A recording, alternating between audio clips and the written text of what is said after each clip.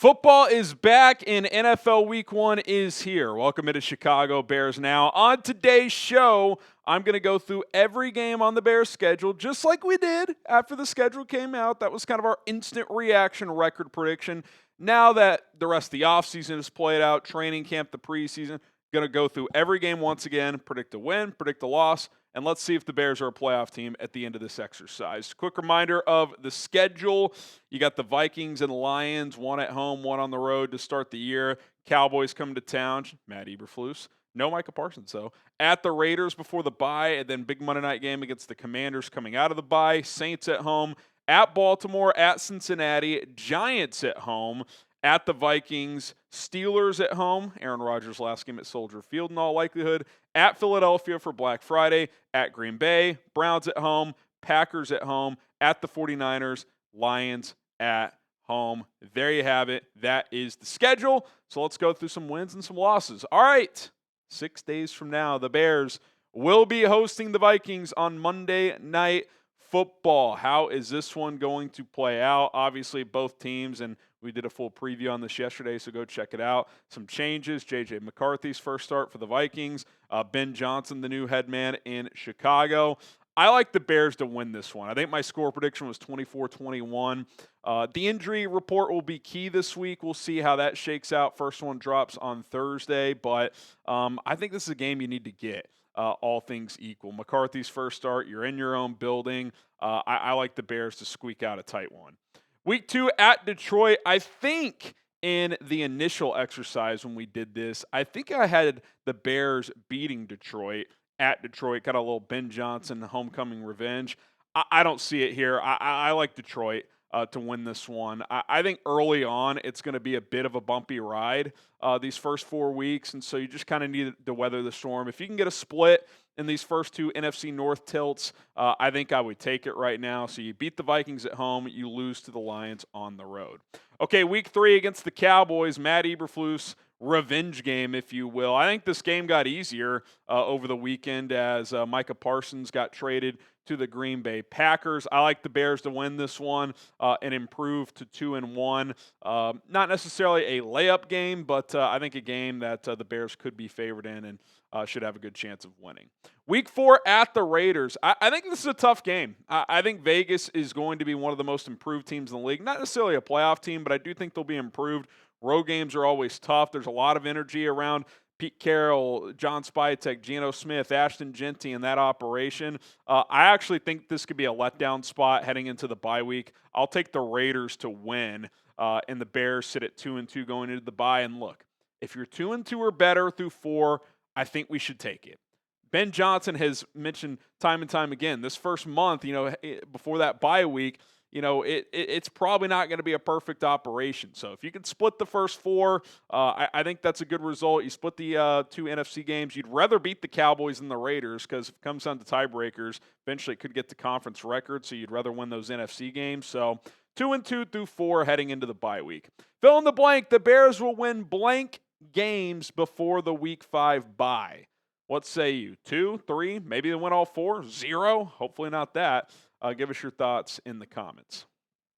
Okay, bye week and then the Washington Commanders. Speaking of revenge games, if the Bears aren't motivated for this one, prime time after what happened last year, Tyreek Stevenson, I don't know what will motivate them. I got the Bears winning this one. I just think coming off the bye, 15 days in between games, any nicks and bruises should be healed up by then, and a lot of time for Ben Johnson to prepare and kind of open the floodgates. Hopefully the offense can start to take off at that point. Give me the Bears to win and improve to 3-2. Arguably the easiest game on the schedule against the Saints. Kind of a fun parallel here. Caleb Williams, Spencer Rattler, who were in the same QB room at Oklahoma back in, 2021, I believe, before Rattler got benched in favor of Williams to lead that crazy comeback against Texas, and the rest was history. You got to beat the Saints. I think they're probably, if not the worst team in the NFL heading into this season. Got to win this one. I think they do to improve to 4-2. All right, at Baltimore. On the flip side, maybe the hardest game on the schedule, right? They have Super Bowl aspirations, one of the best quarterbacks in the league, and Lamar Jackson, a very good defense as well. I can't predict a win in this game. I'll go 4-3. Baltimore beats Chicago in this matchup. And then you play at Cincinnati the next week. So you've got these back-to-back AFC North games. We'll get to that one in a second as the Bears are sitting at 4-3 heading into week 9. But first, I want to tell you guys about our awesome sponsor, PrizePicks. Today's show is brought to you by PrizePicks. And listen, you and I make decisions every day, but on PrizePicks, being right can get you paid. Don't miss any of the excitement this season on PrizePicks, where it's good to be right. Football is finally here, and I'm fired up for week 1, folks. I made some money over the college football weekend. Shout out to my guy, Josh Hoover. And now I'm ready for the big boys to get going as well. It's very easy to play PrizePicks, as you just pick more or less on stat projections on 2 to 6 player lineups. If you get your lineup right, you can win up to 2,000 times your money. That's right, folks. Turn $10 into $20,000 on certain lineups with PrizePicks. Take advantage of the Dak Prescott special offer for week 1. More than half a passing yard. It's a gimme. Go ahead and take it. Pair that with something else. I got DeAndre Swift. More than 68.5 rushing and receiving yards combined. That's a pretty low number. I like the more there. If he rushes for 50 plus, catches a couple balls, we don't even know what other running backs are going to play. I think he's getting 69 plus all-purpose yards offensively in this one. $20 lineup to win 60. Download the PrizePicks app today. Use code CLNS to get $50 in lineups after you play your first $5 lineup. That is code CLNS to get $50 in lineups after you play your first $5 lineup. PrizePicks, it's good to be right. All right, week 9 at the Bengals. Kind of like the first 2 games of the year when you play those 2 NFC North games out of the chute. These back-to-back AFC North games, both on the road, by the way, I think you would just take a split, and that's what I'm doing here. You lose in Baltimore, you beat Cincinnati to improve to 5-3. The Bengals' defense is still going to be pretty rough. Now, if Trey Hendrickson is lined up against the Bears left tackle all game, that's obviously someone to account for, but just take him out of the game the best you can. You should have the advantages the rest of the way. Bears offense versus their defense. So Bears are 5-3. They outscored Joe Burrow and company. Okay, week 10 against the New York Football Giants. I think a little better than people expect, but I still think this is a game at home that if you're going to make the playoffs, you probably have to win. Could be a letdown spot, especially if you go beat Cincinnati and Joe Burrow, but I'll say they deliver here. They improved to 6-3 with the win. Could Jackson Dart be playing by this point? We'll see. It'll depend on how the Giants season is going, but Bears get their 6th win of the year. Okay, week 11 at the Vikings. At this point, JJ's got, 8-9 starts under his belt, whatever it is. It's going to be hard to sweep any team in the division. I got the Vikings winning at home. They have one of the better home field advantages, US Bank Stadium. Bears fall to 6-4. They split with Minnesota.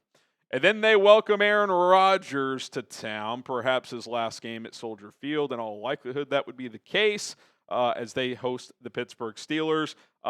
It's time to beat the bad man. It's time to beat Aaron Rodgers and put his career to rest. 7-4, Bears beat the Steelers in November, and Aaron Rodgers is left weeping, hopefully. Black Friday against the Eagles. Look, I mentioned the Ravens game could be tough. Short week, on the road, holiday week. That's a difficult spot.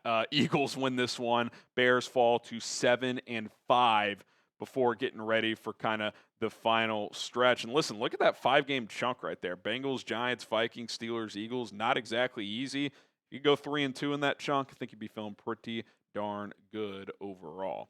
Subscribe to the channel. We got content every single day for you guys here on Chicago Bears Now. So hit the subscribe button, turn on notifications.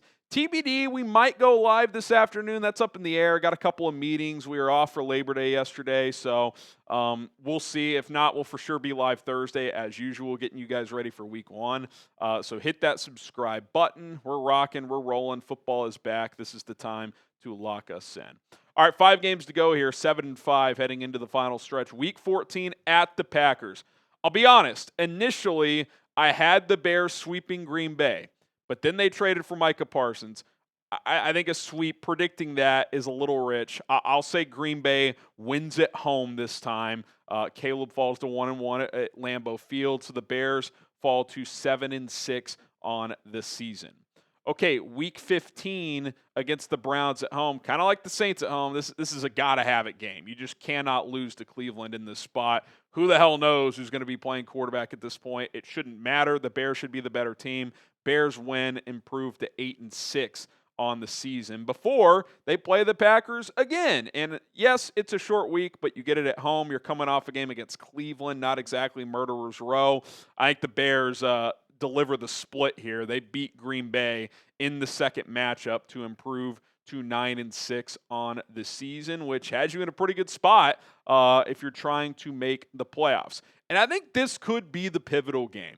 Week 17 against the 49ers. Maybe that's a team you're jockeying with for a wild card spot. Who knows? We'll see how the NFC West plays out. But I think this is a big game. And listen, you would think at the 49ers late in the season, prime time, that's a tough spot. And don't get me wrong, it is. But when you play teams matters. We talked about that all last year. The Bears play Saturday the week before, so they have an extra day. The Niners play Monday the week before on the road in Indianapolis. So you could say, well, the Bears have to travel. Well, so do the 49ers. They have to fly back all the way from Indianapolis on 2 days less rest. So I actually think there's a lot of things lining up here that is advantage Chicago, despite this being a road game. And I think the Bears could get this one. So they get to that kind of number you need to get to if you're going to be a playoff team most years, 10-6 heading into Week 18 against the Detroit Lions at home. And I still think Detroit is the class of the NFC North. Spoiler, I think the Lions win the North again. That is my official prediction. They win this game. They sweep the Bears to improve. Bears fall to 10-7 on the season. I still think Detroit is the team to beat. Question marks with the coaching. Obviously, we poached their offensive coordinator and Ben Johnson. Aaron Glenn's gone as well, but they did win 15 games last year, and most of their core is in place. And if they're healthy this year, they should at least be the team to beat in the division. At least that's what I think.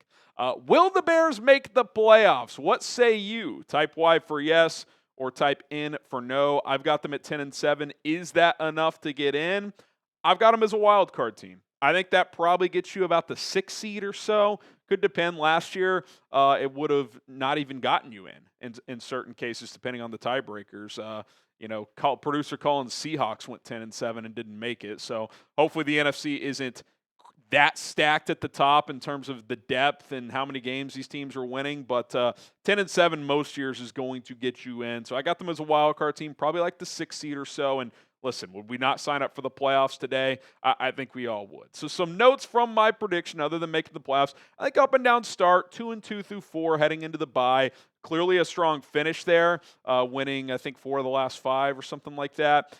Split with the Packers, split with the Vikings, swept by Detroit, so still only 2-4 in the division. I think if you can get to 3-3, you'd be thrilled. Tough division, though, man. And with Micah in the division now, if he's healthy, he's got a back issue, so we'll keep an eye on that. But I went ahead and picked a split there. I think Detroit's the class of the division still, and then split with the Vikings. And I think, to me, the way I see the NFC North, Detroit wins the division, and then I think you're jockeying with Green Bay and Minnesota. Probably 2 of those 3 make the playoffs, and I think the Bears and the Packers are the 2 that make it, with Minnesota on the outside looking in. I think that's where I'm sitting.